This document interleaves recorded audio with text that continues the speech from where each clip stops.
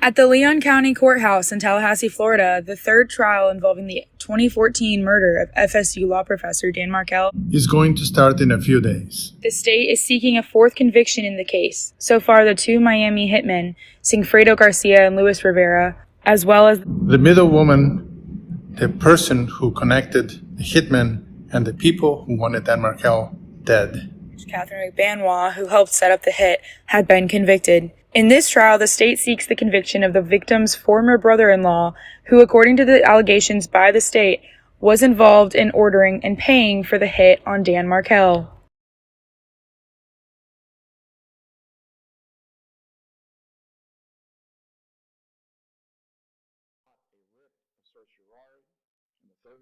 Court granted the writ on the basis that the immunity that is extended by the state extends to other prospective prosecuting authorities, including the federal authorities, and cites to a United States Supreme Court case from 1964, which stands for the same proposition. In effect, with your motion to dismiss, you're arguing against a statute, Florida appellate law, and the United States Supreme Court. What is your basis in fact or law to make this argument? Well, Your Honor, I have not read Adelsons, but just listening to what Your Honor has been saying, the case from the Supreme Court of 1964, I think is inconsistent with the Second Circuit opinion that I cited, which is much more recent, which states a similar fact, even though it's not state versus federal, it's federal versus foreign authority. And one moment. Have your clients in any way, has their testimony been sought by a foreign sovereign, or has it been sought in any foreign proceeding? No, Your Honor, it hasn't. Then what you're citing to is not applicable with regard to the state's grant of immunity. Understood, Your Honor, but we are not in the third DCA. I don't know if we're not in the third District Court of Appeals, so there might be the appellate court in this district might take a different view to what the Supreme Court case says. I believe the case of U.S. v. Castigar is after this 1964 Supreme Court case. It is. It came in 1998. Go ahead. Right. So I believe the Castigar case, which is also a Supreme Court case, and talks about Fifth Amendment privilege, gives different protections. For example, under Castigar, in order to convey immunity, it has to go before a court.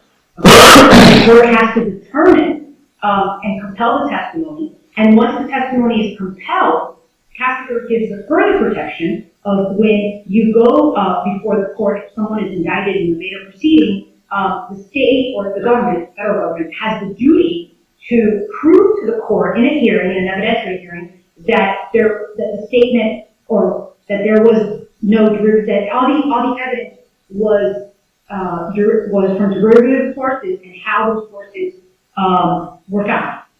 Right? That protection. One moment before you go on about Castigar. Again, does that not deal with testimony that is being sought by a foreign entity, which would then implicate that individual's Fifth Amendment right? Well, in Castigar, it was federal immunity. It was a federal court that compelled the testimony of Mr. Castigar, and the decision was that the provision of derivative immunity was sufficient to uphold the Fifth Amendment rights of Mr. Castigar, as long as these additional protections were put in place. And so, Your Honor, you're telling me that there's a Supreme Court case from 1964 that says the Florida statute is sufficient for protections under the federal government. Castigar gives additional protection, which is court compelled, and later the government has a duty to show the court how and where it got its information from, which is not a protection that's given by the Florida statute. Right. Well, given the fact that I am going to find Section 914.04 Florida statutes is constitutional, and the authority of Bellador, which is binding on me as a trial court because it comes from the District Courts of Appeal. And Bellador specifically cites the Murphy versus Waterfront Commission of New York, which is found at 378 U.S. 52, and holds the constitutional privilege against self-incrimination protects a state witness against incrimination under federal as well as state law. Given all those layers of authority, this argument to dismiss the order to show cause, I'm going to find, is without merit and is denied. As to the answer to the order to show cause, I'll allow you to argue those grounds. I think my answers were the same, Your Honor, as the motion to dismiss. It's that we did not delay in responding. We have been speaking to Ms. Kaplan at all times, and I don't believe that there was a reason to file a motion for order to show cause. We have acted in good faith, and there's no reason for an order to show cause. Ms. Kaplan? Judge, I relied on the representations of counsel that her clients intended to invoke at the interview. So if Your Honor's order is now going to be honored and they are being compelled and they intend to answer questions, then I don't think a show cause is necessary. But I think we could get a representation here in court as to whether or not they intend to answer questions pursuant to this court's finding here today. Ms. Sclazzo? Your Honor, I understand the court's ruling, but for the protection of my clients, I'm going to seek from you a stay of their testimony so that I can do. No stay is going to be granted. If your clients are not going to comply from here, we are going to move into contempt proceedings. Understood, Your Honor. I have to speak to them before I decide. If Your Honor, if you're not going to grant me a stay, and you're going well, to... Well, there's no need to keep stammering about the stay. The stay is denied. From here, are you going to produce your clients to testify pursuant to the grant of immunity, or I'm going to issue a writ of bodily attachment to bring them to Tallahassee, and we will have contempt proceedings here in Tallahassee? No, Your Honor, I will produce them. What date is the interview scheduled?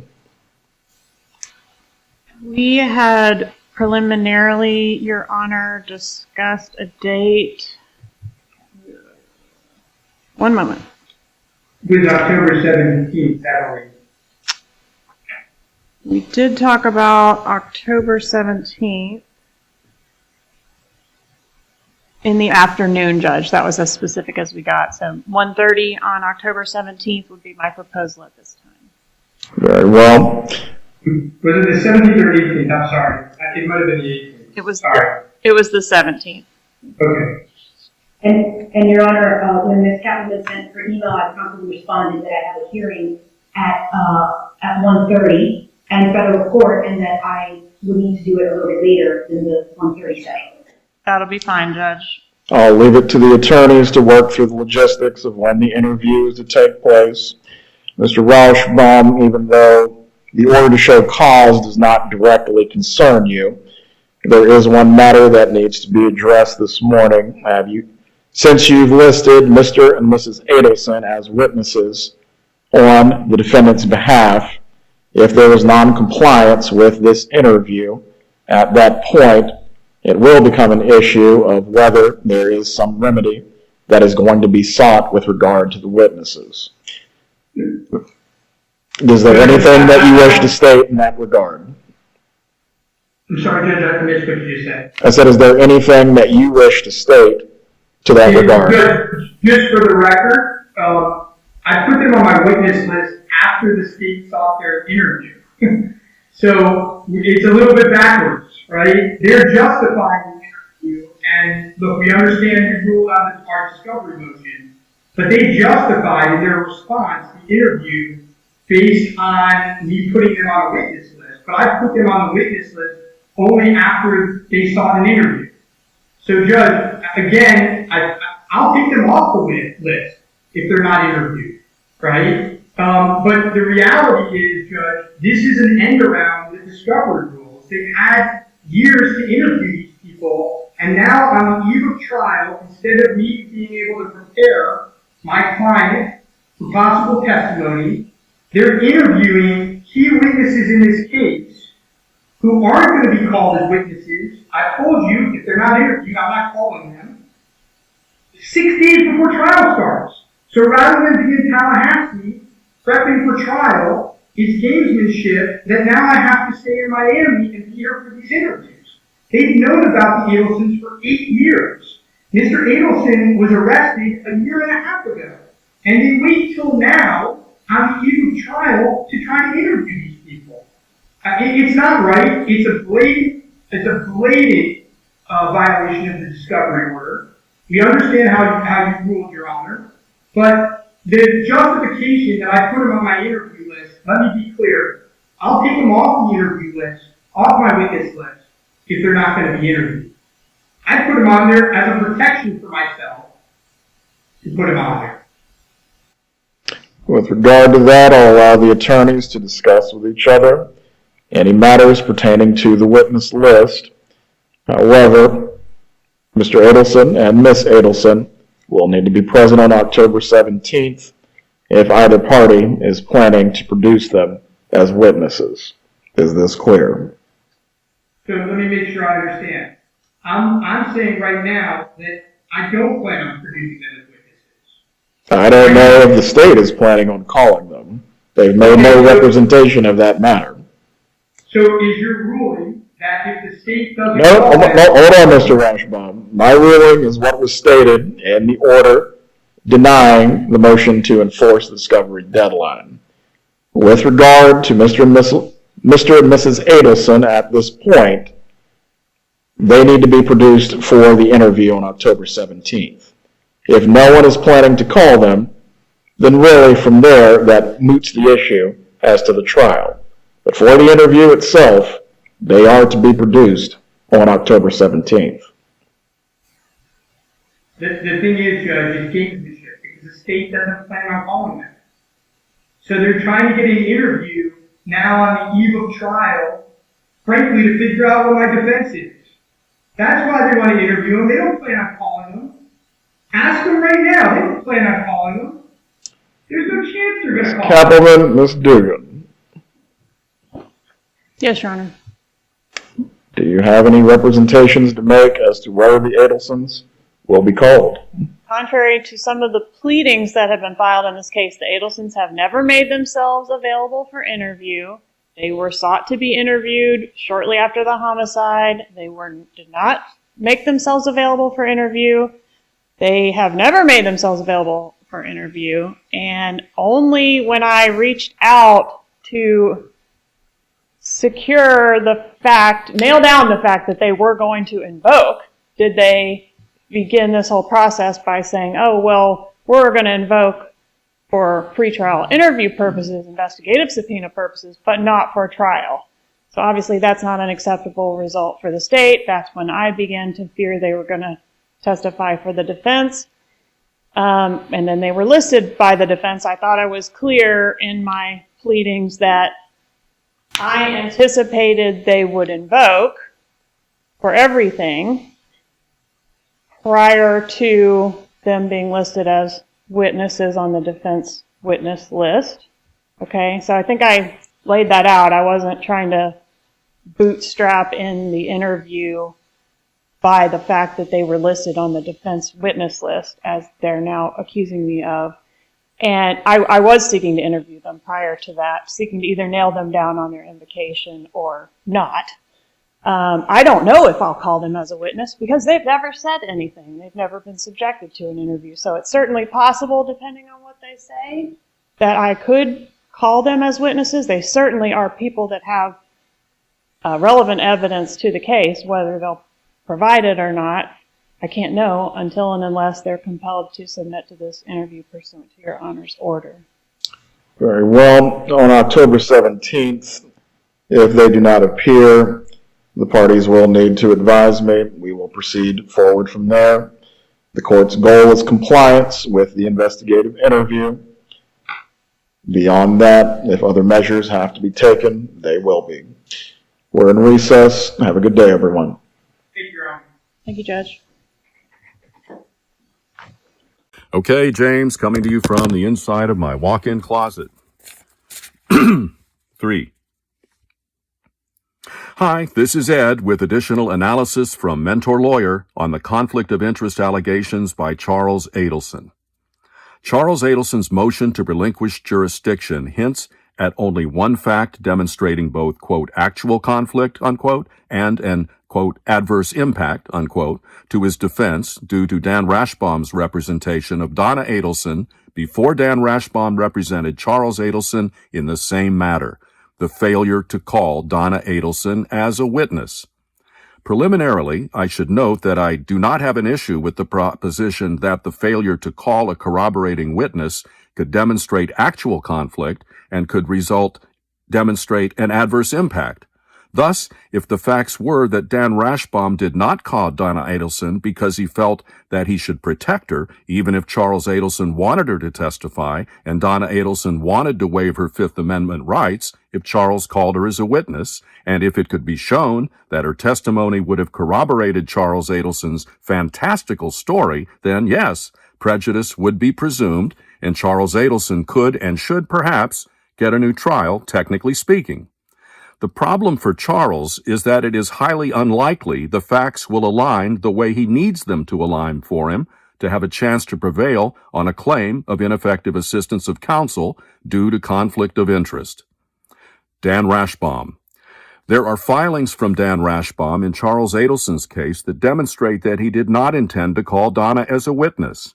Dan Rashbaum also indicated during the hearing on the state's motion to compel the Adelsons to testify, only added them to Charles' witness list as a precaution after the state indicated it would send them a subpoena. After the trial, Dan Rashbaum gave an interview and talked about this issue, indicating that Charlie agreed to give up Donna as a witness to protect the element of surprise strategy, to protect the secrecy of the extortion defense until opening statements, when Rashbaum dropped his cliffhanger. I think we can reasonably expect that his testimony will be that A, both clients waived any conflict of interest when he switched from representing Donna to representing Charles after Charles was charged, B, the decision not to call Donna was made by Charles or was made with Charles' approval, and C, the decision was not based on protecting Donna, but based on strategy, the right to keep the secret and the risk of putting toxic Donna on the witness stand. Maricel Descalzo. Maricel's own conduct in fighting the state subpoenas also destroy Charles Adelson's claims. Maricel's filings demonstrated that she was very concerned about the Adels saying anything.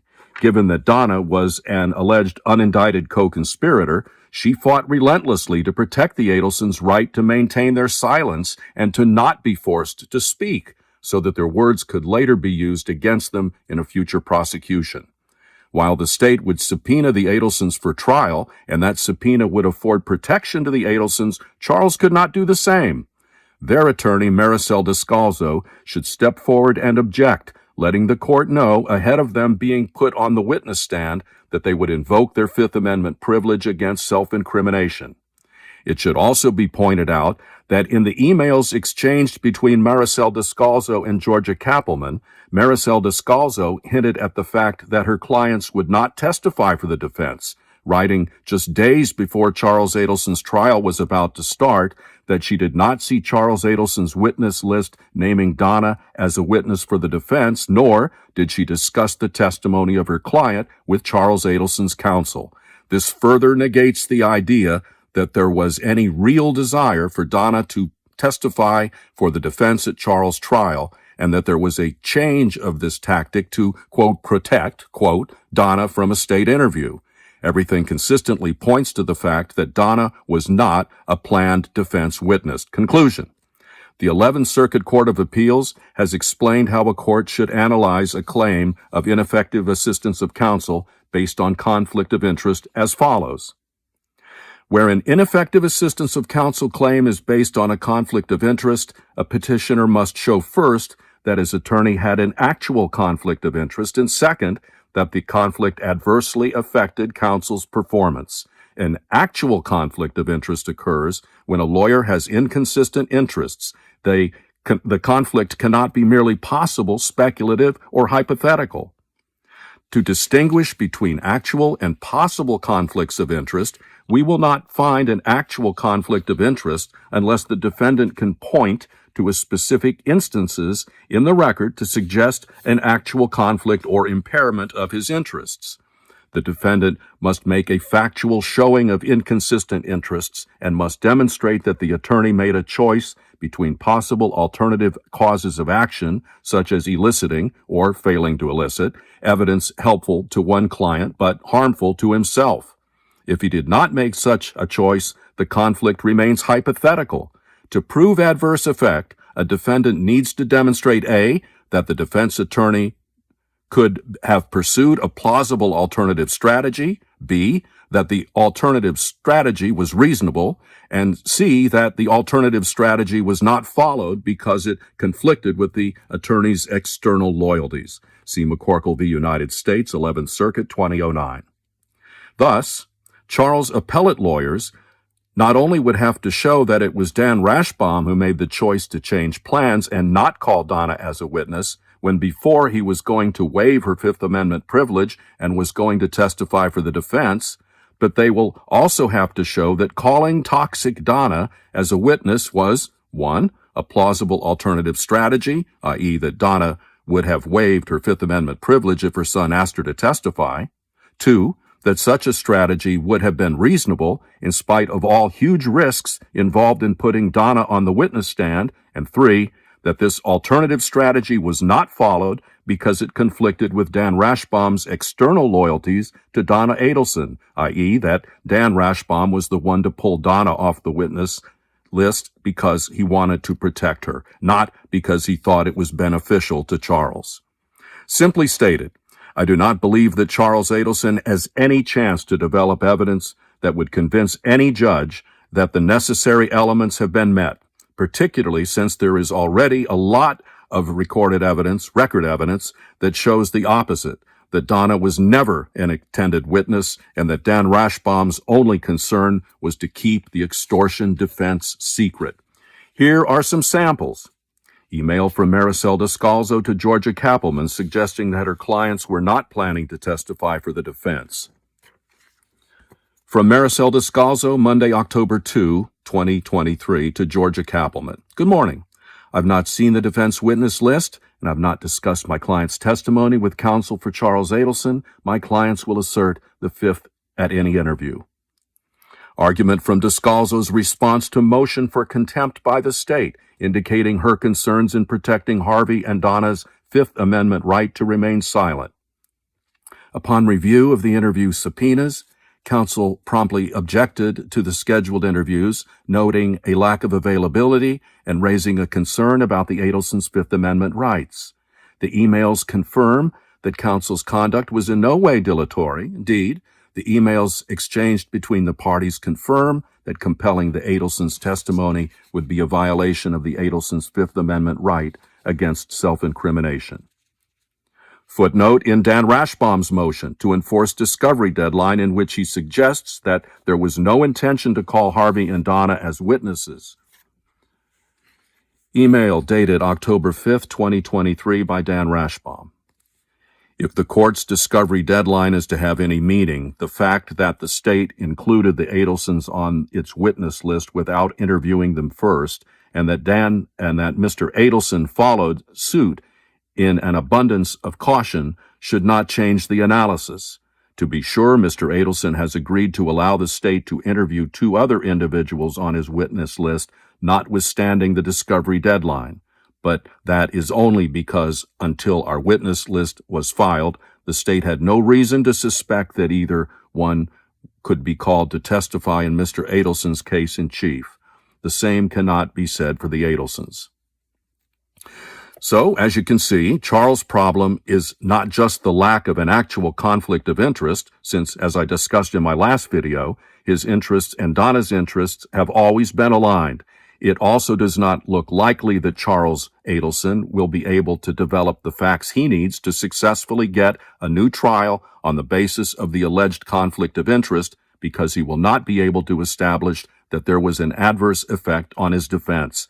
The evidence is likely going to show the obvious, that she was not called due to the huge risks of putting Donna on the witness stand and due to the defense strategy of keeping the extortion defense secret. All right. As an aside, I also wanted to clarify some confusion I've seen out there about the state's response to Charles Adelson's motion to relinquish jurisdiction. The state is making two primary arguments there because it is quite unclear from reading Charles Adelson's motion what exactly Charles Adelson is asking for.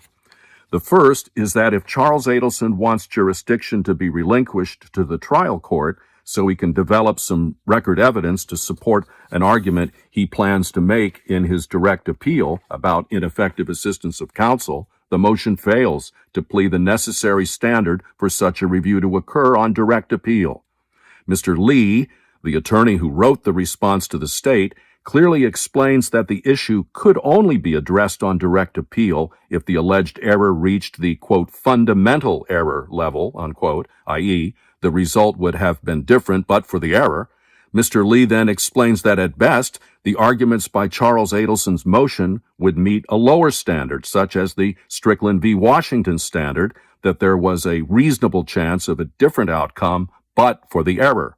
Mr. Lee is not saying that this standard should apply in conflict of interest cases, such as that the allegations just don't reach the necessary level to show fundamental error, which would permit review on the issue of ineffective assistance of counsel on direct appeal, even though the issue was never raised at the trial court level.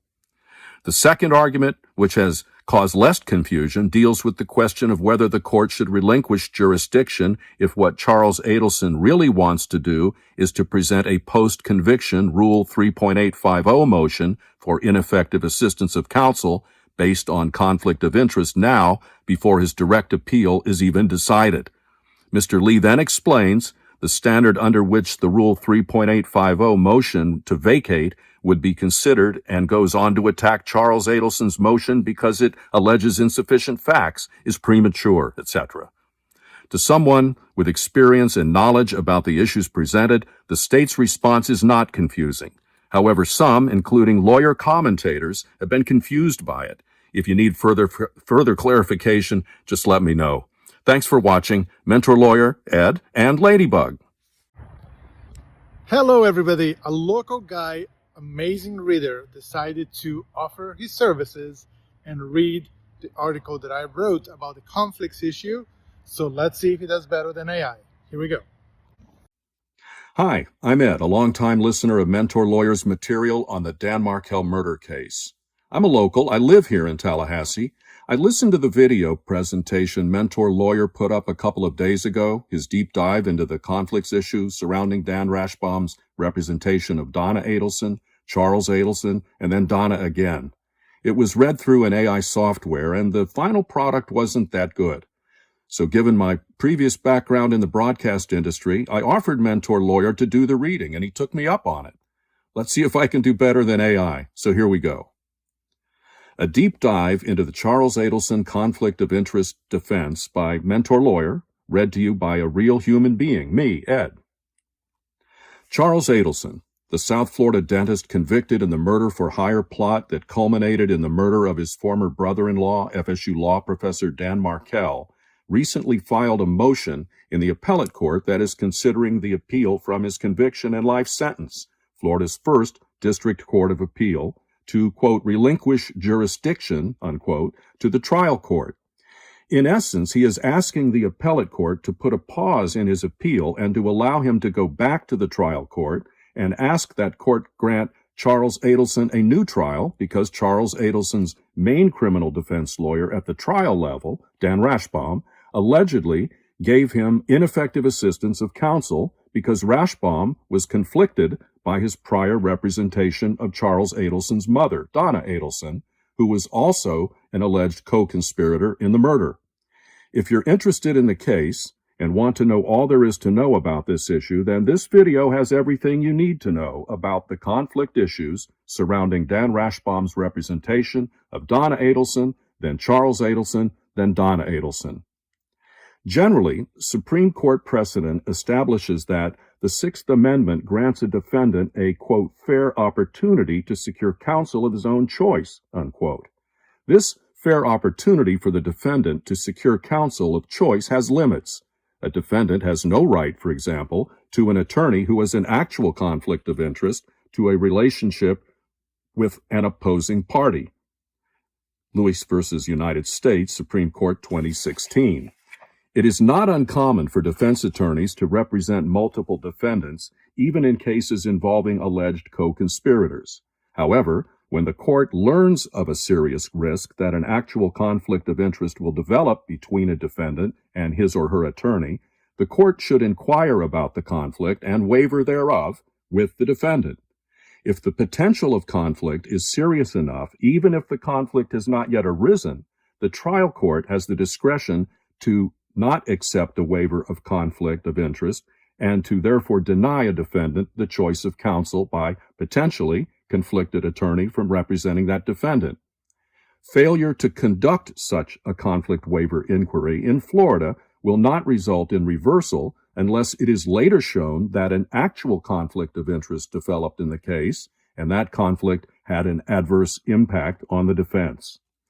While the Sixth Amendment right to counsel is very important, it is not a license for defendants to engage in gamesmanship, putting the court in a catch-22 where there will be a viable Sixth Amendment appeal either because the trial court failed to remove a conflicted attorney or because the trial court allowed the conflicted attorney to remain in the case.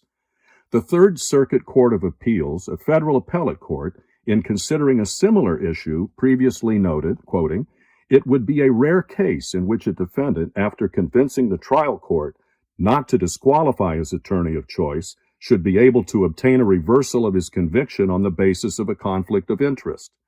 The district court should not be placed in a no-win situation of being confronted with a claim of a Sixth Amendment violation if the defendant is convicted, regardless of whether it has ceded to the defendant's expressed desire to be represented by his conflict-ridden attorney, or has taken it upon itself to disqualify the attorney.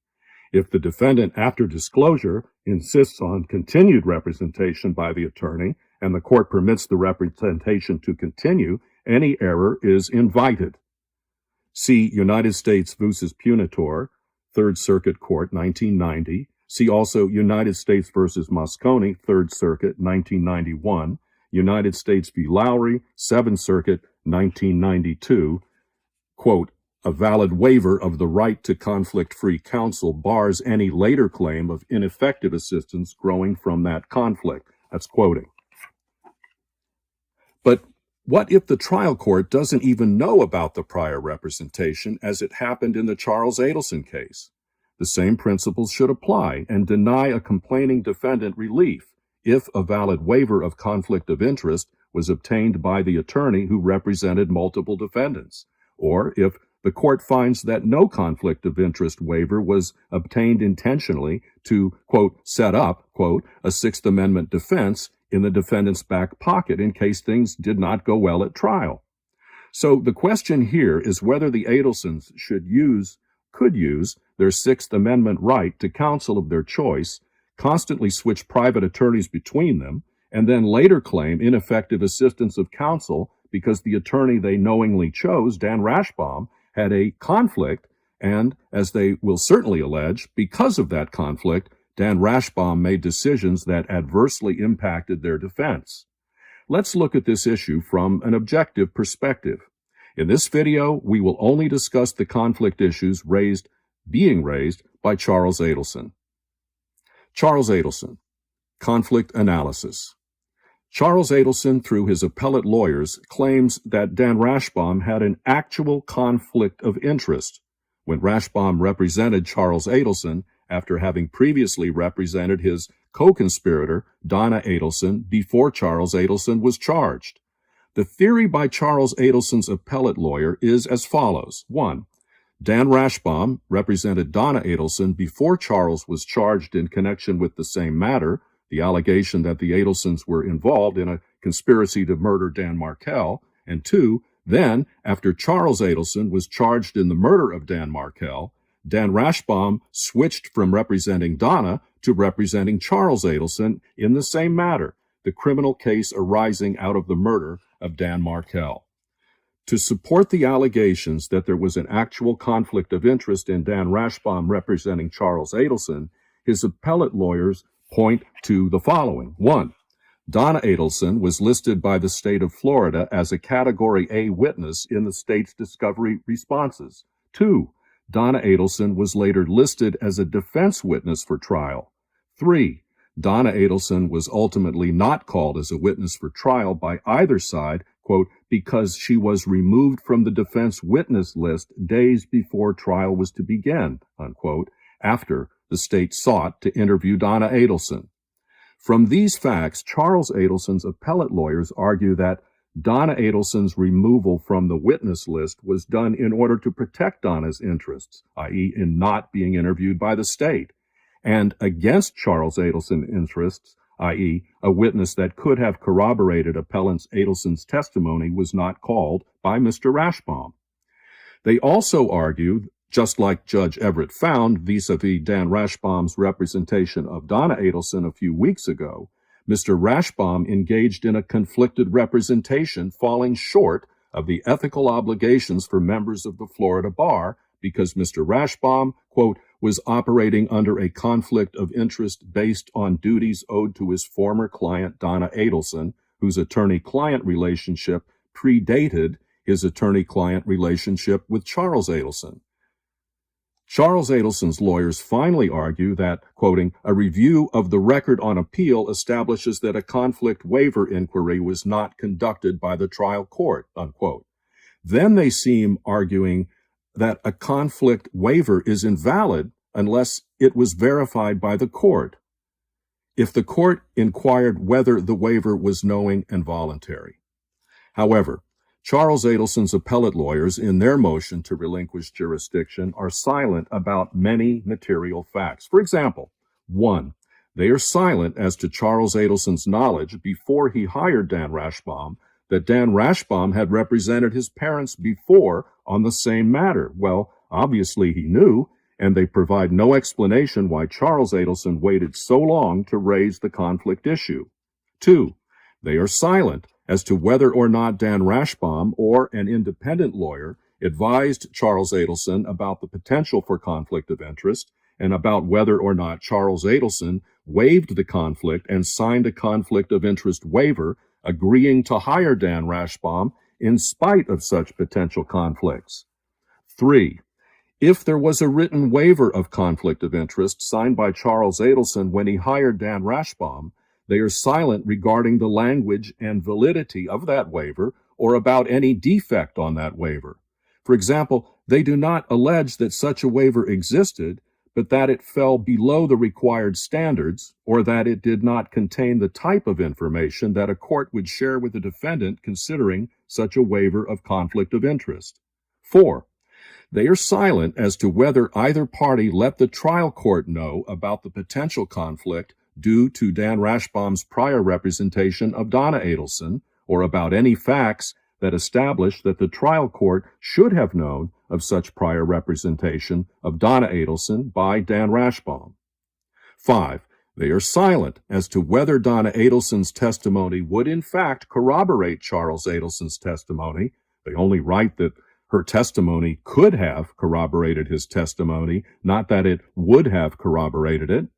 6, they are silent as to whether Donna Adelson did or did not want to be interviewed by prosecutors for her own reasons, or whether she did so to protect Charles Adelson's and Dan Rashbaum's trial strategy of keeping the alleged extortion defense secret until the trial started, considering that going forward with the interview would have benefited Donna by making subsequent prosecutions against her more difficult due to castigar, i.e., Donna would have as a defense, if later charged, as she was, an argument that the state could not use any evidence against her that was derived from her statements during such interview.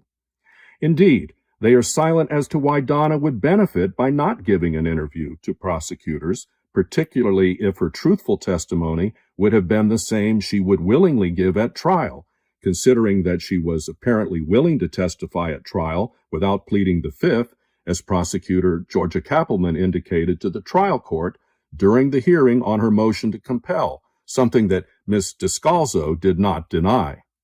7, they are silent about why Charles Adelson signed a waiver of all constitutional rights regarding his agreement to the decision not to call his parents as witnesses, or even if this was Charles Adelson's idea or Dan Rashbaum's idea. 8, they are silent about Dan Rashbaum's statement that the defense did not intend to call Harvey and Donna as witnesses and only put them on the witness list as a precaution after the state set them up for interviews.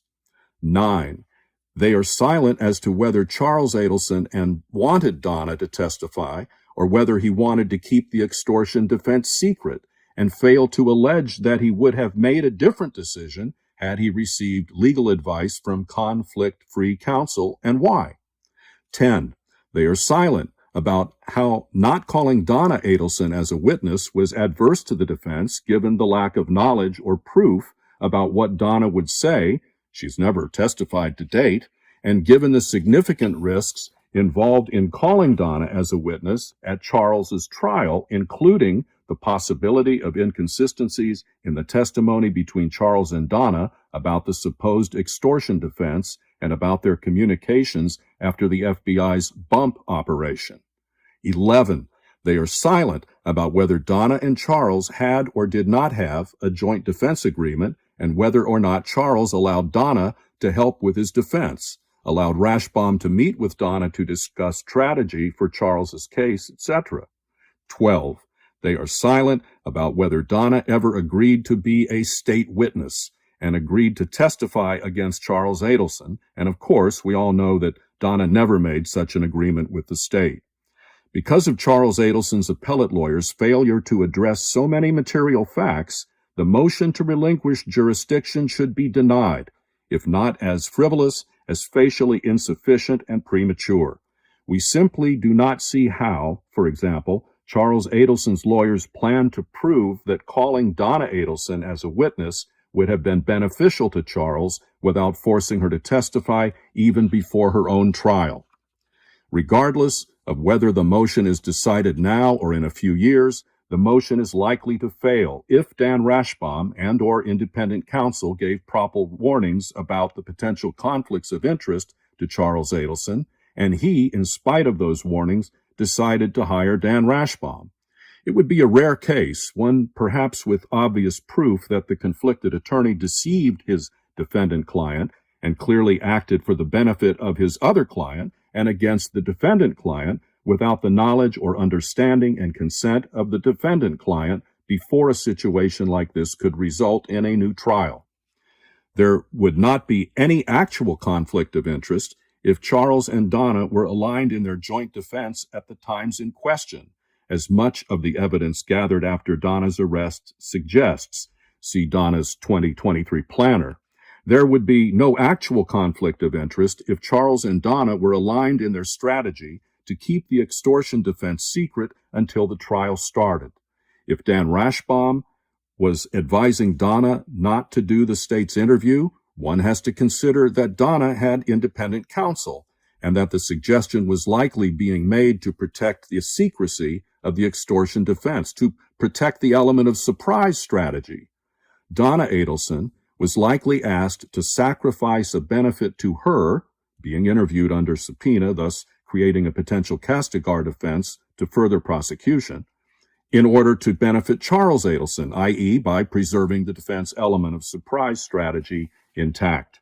Likewise, there would not have been an adverse impact on the defense if Donna's testimony would have barely helped the defense, given that all of her testimony would have been seen as biased and self-interested at the expense of the huge risk that would come with exposing Donna to cross-examination by Sarah Dugan and or Georgia Kappelman.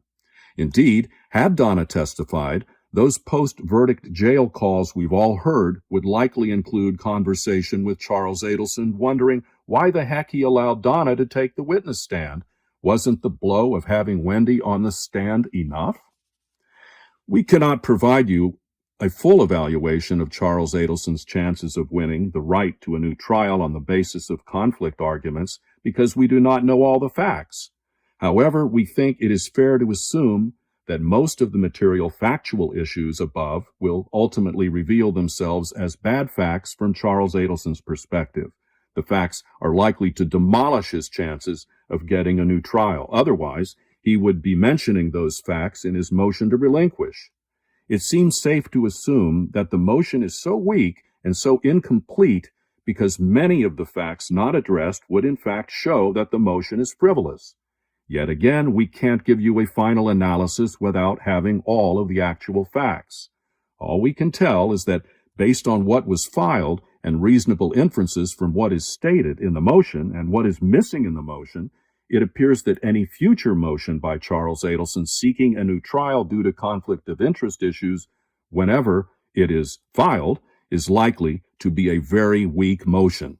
And even then, in the unlikely event that he gets a new trial, it is unlikely that the result will be any different. The evidence against Charles is quite significant, and his extortion defense sounded very pathetic. Of course, there's no guarantee of a conviction if there is a new trial, but we think that the odds of a conviction on retrial are quite high. Conclusion. Generally speaking, the Donna Adelson trial fiasco did leave a bad taste in all of our mouths. That is because what happened simply did not make sense. There is no doubt that Charles Adelson threw a grenade toward Donna's trial in an apparent effort, which succeeded, to bolster his to-be-filed motion to relinquish jurisdiction and to obtain a new trial due to ineffective assistance by conflicted counsel. Indeed, things could not have gone better for Charles Adelson. The fact that the state surprisingly insisted on reserving the right to call him as a rebuttal witness, in spite of the fact that they have no way of forcing him to say anything at trial because he's already in prison, empowered Charles Adelson to throw that grenade. The state insistence that it might call Charles as its own witness, coupled with Charles Adelson's denial that he ever validly consented to a rash bomb representing Donna, or his decision to withdraw his previously given oral consent, forced Dan Rashbaum to ask the trial court to allow him to withdraw as Donna's counsel. Donna was willing to waive any and all rights to go forward with the trial, even if it meant a new attorney with virtually no knowledge about the case doing the cross-examination of Charles if the state did call him as a rebuttal witness. When Dan Rashbaum moved to withdraw, Donna did not object through her other lawyers. Therefore, I don't see her having a Sixth Amendment argument with respect to the withdrawal of Dan Rashbaum as her lawyer. However, Judge Everett entered a sua sponte order a few days later removing Alex Morris, who was Dan Rashbaum's co-counsel throughout, and Adam Commissar, the lawyer she had just hired to work with Alex Morris, from the case. Although Judge Everett may have been justified in avoiding the issue coming up again at trial, given the fact that he expected Charles Adelson to raise the same objections he did before, which included objecting to anyone on Dan Rashbaum's team cross-examining him. This was done without any notice, an opportunity to be heard by either Donna or the state. There was no evidentiary hearing, including Charles Adelson's testimony, about whether or not he had indeed waived the conflict of interest when Donna wanted to hire Dan Rashbaum. The state did not have an opportunity to withdraw Charles Adelson as a witness. Donna did not have an opportunity to present counter-argument to the court's decision. Judge Everett's order was another big win for Charles Adelson. His plan seemed to be working to perfection. Thus, just a few days later, Charles Adelson filed a motion to relinquish in the appellate court, quoting Judge Everett's order and attempting to get the issue quickly before Judge Everett in the apparent hope of a quick, favorable ruling in Charles Adelson's favor. To those looking from the outside, none of this makes sense. It all looks like gamesmanship. Why would Charles Adelson be allowed to first consent to his mom's being represented by Dan Rashbaum, but then be allowed to withdraw his consent even though Charles and Donna's interests remain aligned? To a fair observer, he shouldn't be allowed to do this. The answer seems obvious. It seems to us that something like this could only be allowed to happen in situations where the consent was obtained invalidly. If Charles had been deceived by Dan Rashbaum, or it was obtained under duress, or maybe if there was such a change of circumstances that now there was an actual conflict of interest, so that withdrawal of that consent would be reasonable, such as in a situation where Charles turned state witness. We, the outside observers, simply do not see why such a withdrawal of consent should even be allowed without reason or consequence. Otherwise, pure gamesmanship would be rewarded, and here it seems that gamesmanship was rewarded. Why would Charles Adelson first be allowed to waive all conflicts of interests, assuming he did, when hiring Dan Rashbaum after Rashbaum had represented his parents, but then be given a new trial based on what that supposed conflict of interest? Well, he shouldn't, unless in rare circumstances that we do not think will be shown in this case. We believe that a strong factor in any analysis on these conflict issues should be the fact that Dan Rashbaum was a private attorney, not a court-appointed attorney, inflicted with conflict of interest and forced upon a defendant, and that the Adelsons are sophisticated clients with vast experience in the law and the legal system. Here, Charles Adelson hired Dan Rashbaum knowing full well that he had represented his parents about the same case. Donna did the same after Charles was convicted, and she was charged. Both are sophisticated people with a lot of litigation experience. Both are friends with multiple powerful lawyers. Both have had multiple lawyers represent them in various matters. Both have Wendy Adelson in their lives, a daughter-sister who is an experienced lawyer who served as a law professor and as a prestigious law clerk to a federal appellate judge, and who is also represented by one of the best criminal defense lawyers in the country, John Lauro. Charles Adelson even allowed prior top-rated attorneys to be substituted by Dan Rashbaum, and none of those attorneys objected or advised the trial court of any potential conflict. While we, the objective observers, do not have a crystal ball, this is what we think the evidence will ultimately show on these issues. Charles Adelson, when he was charged with the murder of Dan Markel, was fully aware that Dan Rashbaum had been representing his mother. However, Dan Rashbaum, of all the lawyers that had been representing the family, had seemed to be the most interested and dedicated one to defend the Adelsons. He had established a good rapport with Charles' mom, Donna, and Donna likely suggested to Charles that he hired Dan Rashbaum to defend him. Charles agreed. Throughout the representation of Charles, Donna was heavily involved in helping develop her son's defense, as she had always been. It is likely that a joint defense agreement was signed in an effort to protect the privacy of the communications between Dan Rashbaum and other Adelsons, who themselves were now represented by other lawyers. It is virtually certain that Dan Rashbaum had Charles Adelson, Donna Adelson, and Harvey Adelson sign waivers of conflict of interest, given that he was switching representation from one alleged co-conspirator to another. It is also virtually certain that none of the Adelsons ever expected that a conflict of interest would ever arise, that they all knew in their hearts that none of them would make deals with the state to cooperate against each other. The Adelsons were and continue to be a strongly united family, a united front fighting the government and the charges against them. Dan Rashbaum, Charles, and Donna were in unison on the extortion defense and were in agreement that the best course of action was to keep it secret until the start of the trial, limiting the time for prosecutors to react to it and come up with evidence and arguments to ridicule or disprove the defense. Dan Rashbaum's defense strategy seemed strange to the state of Florida. He kept coming up to Tallahassee. He demanded access to all evidence, but he was not talking depositions. He was not doing the usual things defense lawyers would do in this type of case. So prosecutors suspected that Dan Rashbaum, a known poker player, had something up his sleeve. In the process of figuring out what that was, they contacted Harvey and Donna's lawyers to find out if they planned to testify at Charles' trial. Their attorney, Maricel Descalzo, indicated that they would plead the Fifth Amendment right against self-incrimination and refused to answer questions. But if the state were to subpoena them to testify at trial, they would not plead the fifth, and they would tell the truth. This made prosecutors even more suspicious, so they subpoenaed Donna and Harvey to appear for compelled interviews for which they would receive limited immunity. Whatever they said could not be used against them except on a charge of perjury if they knowingly lied during the interview.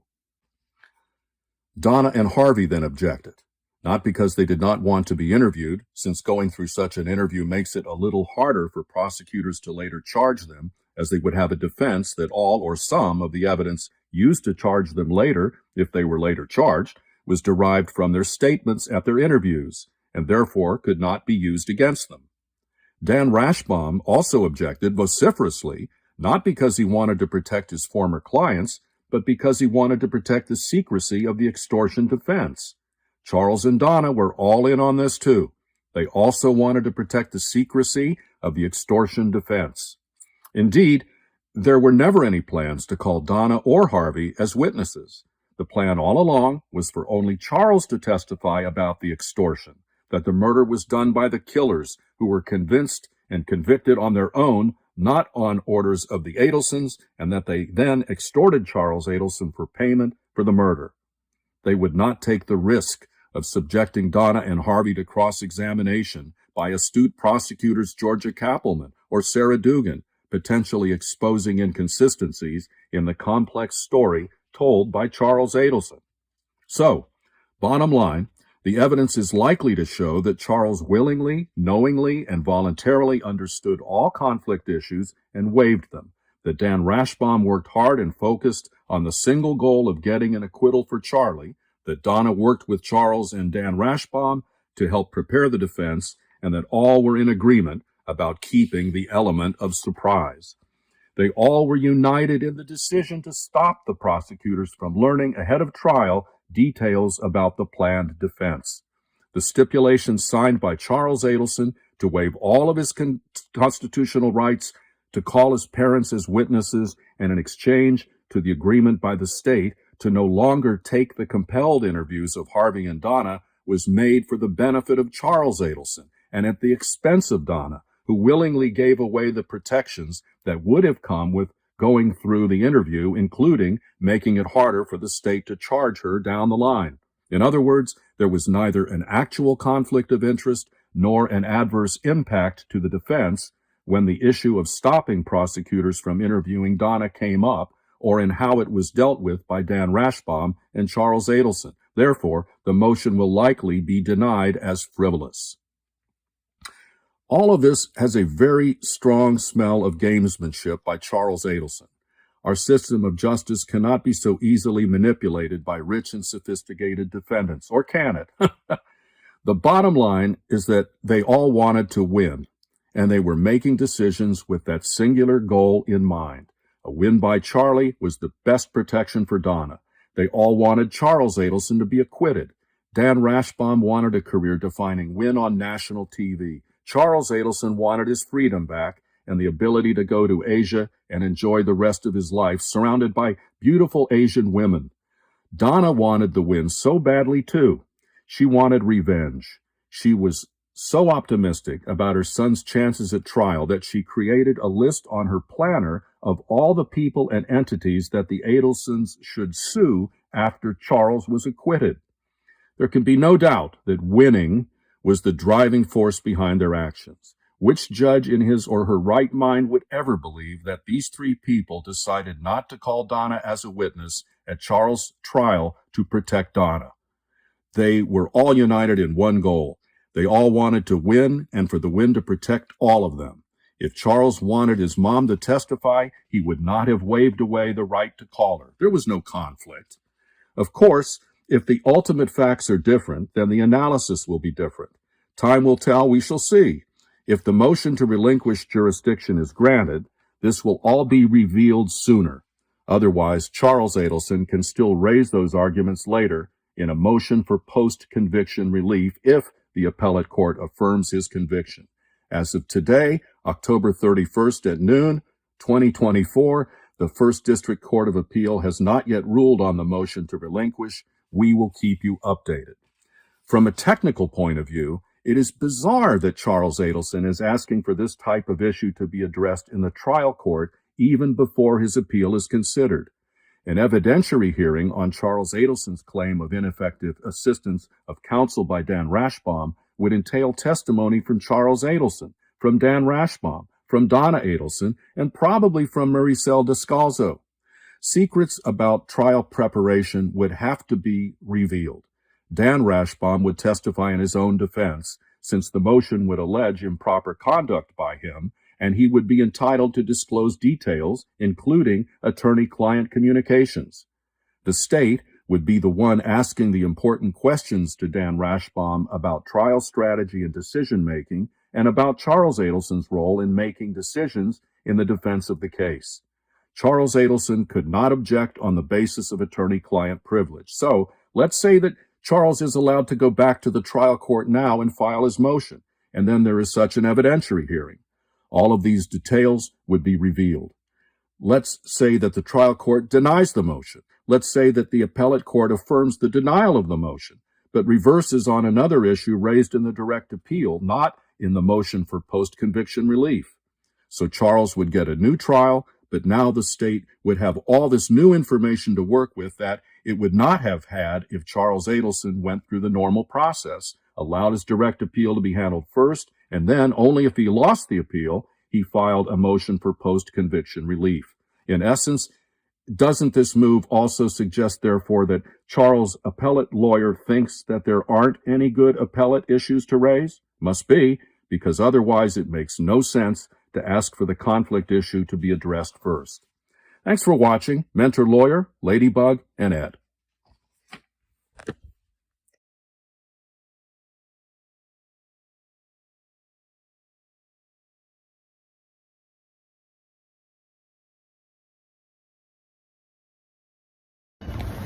Well, I think Ed did a sensational job, and if you agree, make sure you let him know in the comments. I really appreciate it.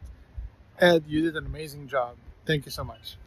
A deep dive into the Charles Adelson conflict of interest defense by Mentor Lawyer.